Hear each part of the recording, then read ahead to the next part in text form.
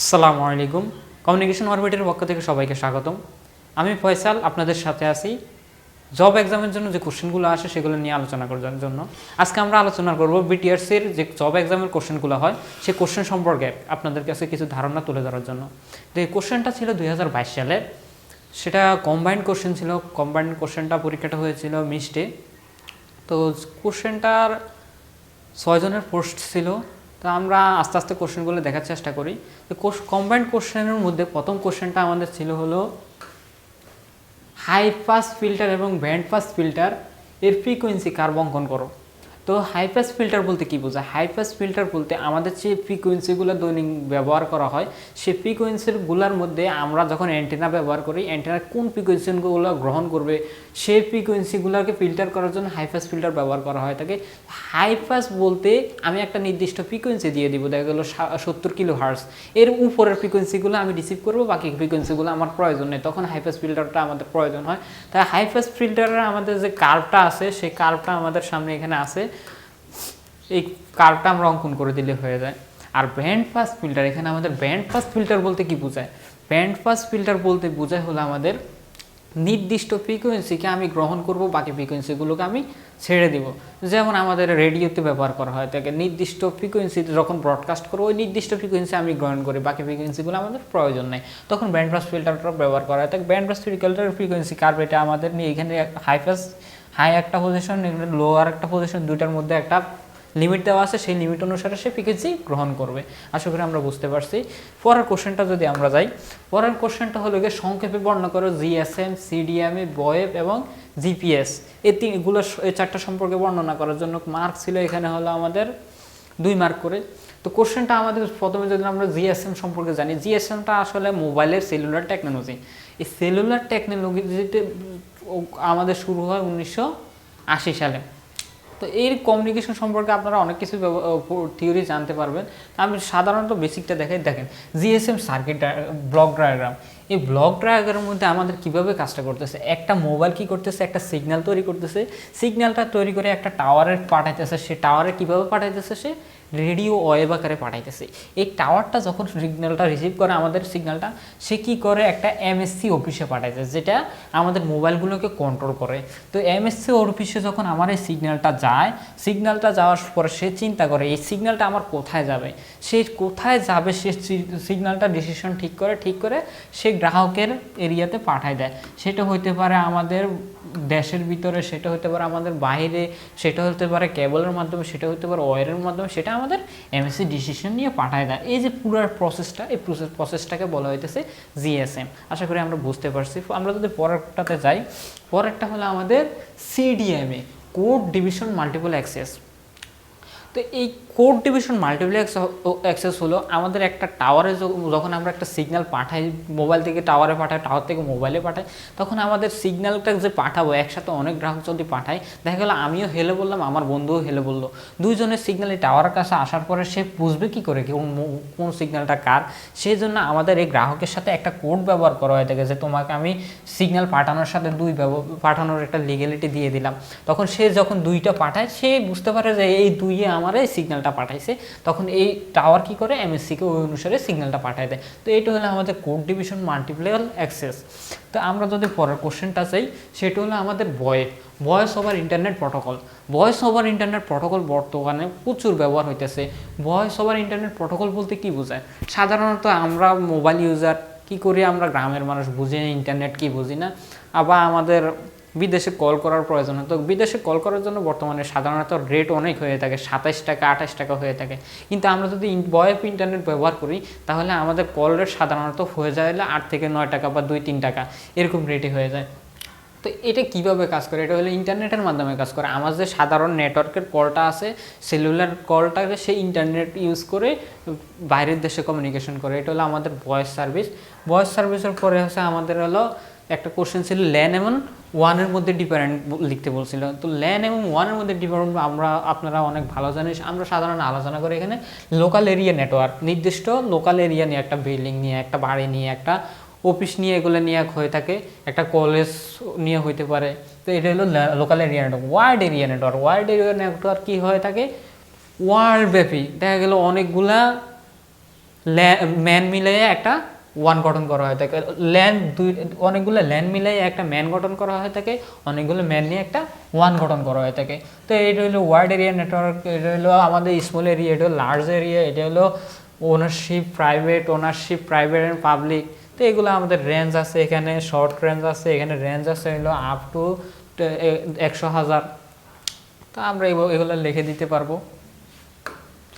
এরপরে আমাদের একটা কোশ্চেন ছিল হলো মাইক্রোপ্রসেসর ফাংশনগুলো লেখো। আমরা মাইক্রোপ্রসেসর ফাংশনগুলো এখানে এই হিসাবে লিখে দিতে পারি, বা আমাদের সাধারণত 3টা জানি সেই হিসেবেও লিখতে পারে, সেটা আপনাদের পার্সোনাল ব্যাপার। তা আমরা পরের কোশ্চেনে যদি যাই, সেখানে আমাদের হলো find the value of 3 volt. 3 ওহমের একটা ভোল্টেজ বের করতে বলছে, এইখানে আমাদের ভোল্টেজ বের করতে বলছে।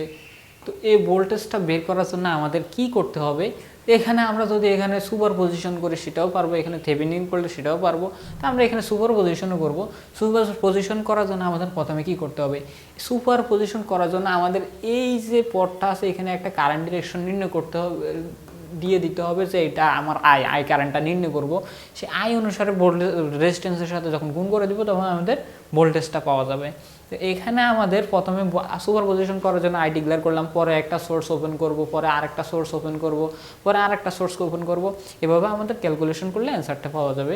তো এখানে আমাদের কোশ্চেনটা ম্যাথটা করা আছে, আমরা যদি দেখি প্রথমে আমরা কি করছি, 20 ভোল্ট যখন অ্যাক্টিভ করছি, এই যে আমাদের 20 ভোল্ট অ্যাক্টিভ, তখন আমাদের কি হয়েছে, এখানে দুইটা কারেন্ট সোর্স ছিল, দুইটা কারেন্ট সোর্স ওপেন হয়ে গেছে, তাহলে আমরা এখানে একটা কারেন্ট পাবো, এখান থেকে টোটাল কারেন্টটাই আমার সার্কিট টোটাল কারেন্টটাই আমার ওই কারেন্টটা, সেই কারেন্টটা আমাদের কত, এখানে কারেন্টটা আমাদের 15 অ্যাম্পিয়ার আসছে।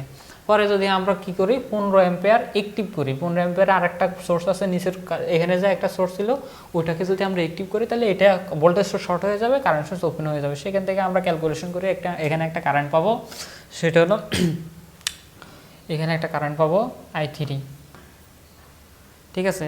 এখানে আমরা টোটাল আরেকটা কারেন্ট পাবো I3 ডাবল প্রাইম, এখানে একটা ডাবল প্রাইম, এখানে ট্রিপল প্রাইম। তো এখানে আমরা কারেন্ট টোটাল একটা কারেন্ট পেয়ে গেছি, এই কারেন্টটা যখন ভোল্টেজের সাথে গুণ দিয়ে দিছি সেখানে আমাদের টোটাল ভোল্টেজটা চলে আসছে। কিন্তু আমরা পরের কোশ্চেনে যাই, সেখানে একটা কোশ্চেন ছিল find the value of V0, এটা হলো আমাদের ইলেকট্রনিক সাবজেক্টের। সেখানে আমরা একটা ডায়োডের কোশ্চেন ছিল যে আমাদের V0 নির্ণয় করা, V0 কোনটা, এই V0 এখানে এই V0কে বলা হয়েছে। তো এই V0 যদি আমরা নির্ণয় করতে যাই সেখানে আমাদের কি করতে হবে, এই জায়গায় কারেন্টটা লাগবে, এই কারেন্ট আনতে হলে আমাদের টোটাল সার্কিটের কারেন্টটাই যে এখানে কারেন্ট, এখানে একটা আমাদের কি করতে হবে, একটা কন্ডিশন ধরে নিতে হবে যে এখানে যদি আমাদের কারেন্টটা আসে, এখান দিয়ে যদি ডায়োডের মধ্যে আই ডাইরেক্ট ফ্লো হয়, আর এইখান দিয়েও যদি কারেন্ট ফ্লো হয়, তাহলে দুইটা কারেন্ট মিলে আমাদের কত কারেন্ট আসলে, এখানে আমাদের আই সমান আসে হলো 2ID, ঠিক আছে। এই 2ID যখন আমরা এখান থেকে একটা লুপ নিব, লুপ নেওয়ার পরে আমাদের এখানে টোটাল একটা কারেন্ট চলে আসবে, কারেন্টটা যখন এটার মধ্যে গুণ করে দিব তখন আমাদের টোটাল ভোল্টেজটা চলে আসবে। এখানে সলিউশনটা দেওয়া আছে, আপনারা দেখে নেবেন। পরে একটা কোশ্চেন ছিল শেষ কোশ্চেন, সেটা হলো টেলিকমিউনিকেশন থেকে। তো টেলিকমিউনিকেশনের কোশ্চেনটা কী ছিল, AM এর একটি সমীকরণ, যে সমীকরণটা এখানে দেওয়া আছে হলো বের করো, carrier frequency, modulation frequency, modulation index, lower side band frequency, upper side band frequency, bandwidth, per ohm resistance, per side bandwidth, power, carrier power. তো এগুলো আমরা যদি বাইর করি, এখানে আমাদের কোশ্চেনের মধ্যে সব কিছু দেওয়া আছে। প্রথমে আমাদের কী আছে, ক্যারিয়ার ফ্রিকোয়েন্সি। এই কোশ্চেনের মধ্যে আমাদের ক্যারিয়ার ফ্রিকোয়েন্সি কোনটা, ক্যারিয়ার ফ্রিকোয়েন্সি না, আমাদের এগুলো ওমেগা সি আছে এখানে, ওমেগা সি সমান সমান কি আছে, আমরা 2πfc জানি। তাহলে আমরা যদি এখানে সি বাইর করি, এখানে আমার ক্যারিয়ার ফ্রিকোয়েন্সি সি সমান সমান আমাদের কি হয়, ভাগ যদি আমরা কত দিই, ভাগ যদি আমরা 2π দিই, তাহলে আমাদের এফসিটা বের হয়ে যাবে। তাহলে এফসি এখানে আমরা পেয়ে গেলাম। পরে আমাদের মডুলেশন ফ্রিকোয়েন্সি বের করতে বলছে, মডুলেশন ফ্রিকোয়েন্সি মানে এফএমটা আমাদের এখানে দেওয়া আছে, এটা হলো ওমেগা এম। তো ওমেগা এফএম সমান সমান কি লিখতে পারি, তাহলে আমরা 4500 ভাগ হলে আমাদের কত, 2π, ঠিক আছে। তাহলে এখানে আমরা ক্যালকুলেশন করে পেয়ে যাব। এখানে মডুলেশন ইন্ডেক্স আছে, মডুলেশন ইন্ডেক্স আমাদের কত, মডুলেশন ইন্ডেক্স আমাদের এখানে দেওয়া আছে MA, তাহলে MA সমান সমান আমাদের কত, 0.67, ঠিক আছে। পরে হলো লোয়ার সাইড ব্যান্ড ফ্রিকোয়েন্সি। এখন সাইড ব্যান্ড ফ্রিকোয়েন্সি আমাদের সূত্র কি আছে, সাইড ব্যান্ড ফ্রিকোয়েন্সি হলো লোয়ার সাইড ব্যান্ড। আমরা যদি লোয়ার সাইড ব্যান্ডের ফ্রিকোয়েন্সি সূত্র লিখি এফসি, আমাদের যে এফসি, আমরা যদি কার্ভটা দেখি এখানে একটা আমরা কার্ভ আঁকি, এখানে যদি আমাদের এফসি হয়, এটা হলে lower side band frequency, upper side band, তাহলে FC plus FM, FC minus FM. তা আমার লোয়ার সাইড ব্যান্ড ফ্রিকোয়েন্সি যদি এটা হয় তাহলে FC minus FM, FC minus FM. এখানে যদি আমরা মানগুলো বসাই দিই, যে এফসি আছে, এফএম আছে, তাহলে আমাদের এফএল পাওয়া যাবে। এখানে হচ্ছে upper side band frequency F U, upper side band frequency কী হবে এফসি প্লাস এফএম। ঠিক আছে, তাহলে এটাও আমাদের ক্যান্সার চলে আসবে। এরপরে বলছে ব্যান্ডউইথ। ব্যান্ডউইথ কী হয়, এফএম এর ক্ষেত্রে ব্যান্ডউইথ 2FM হয়, এটা আমরা সহজেই লিখে দেবো ব্যান্ডউইথ সমান সমান 2FM।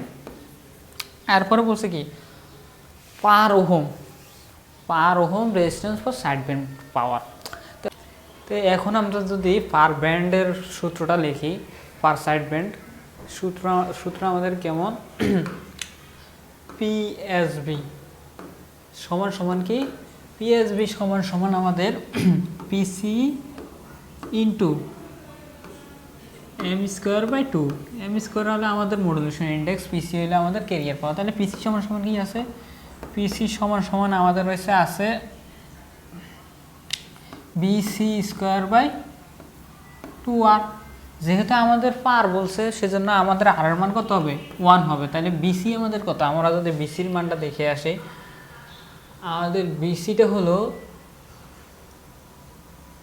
বিসি কত, এখানে আমাদের বিসি আছে 20, যদি আমরা 20টা লিখি, 20 লিখলে কি হয় 20 স্কোয়ার বাই 2। তো এখানে আমরা 20 ফর্মুলা যদি আমরা করি 20 স্কোয়ার ভাগ 2, তো আমাদের কত আসে 200 ওয়াট। কিসের মান আসে, আমাদের ক্যারিয়ারের মান আসে। কিন্তু সাইড ব্যান্ড পাওয়ারের সূত্র কি, পিএসভি সমান সমান পিসি কত 200 ইন্টু আমাদের এম এ, তাহলে আমাদের এম এর মান কত 0.67 স্কোয়ার বাই 2। তা আমাদের এখানে 0.6, এটা যদি আমরা ক্যালকুলেটারে বসাই, এটা কাটে 100, তাহলে 100 ইন্টু আমাদের 0.67 স্কোয়ার। সাইড ব্যান্ড পাওয়ার আমাদের কত আসে 44.89 ওয়াট। এটাই আমাদের অ্যান্সার। আমাদের আরেকটা বলছে কি ক্যারিয়ার পাওয়ার চাইছে, তো ক্যারিয়ার পাওয়ারটাও আমরা নির্ণয় করে ফেলছি। আমরা পিসি ইকুয়াল টু 200। ঠিক আছে, এভাবে আমরা সমাধানগুলো করতে পারবি। আশা করি আপনারা বুঝতে পারছেন। সকলকে ধন্যবাদ।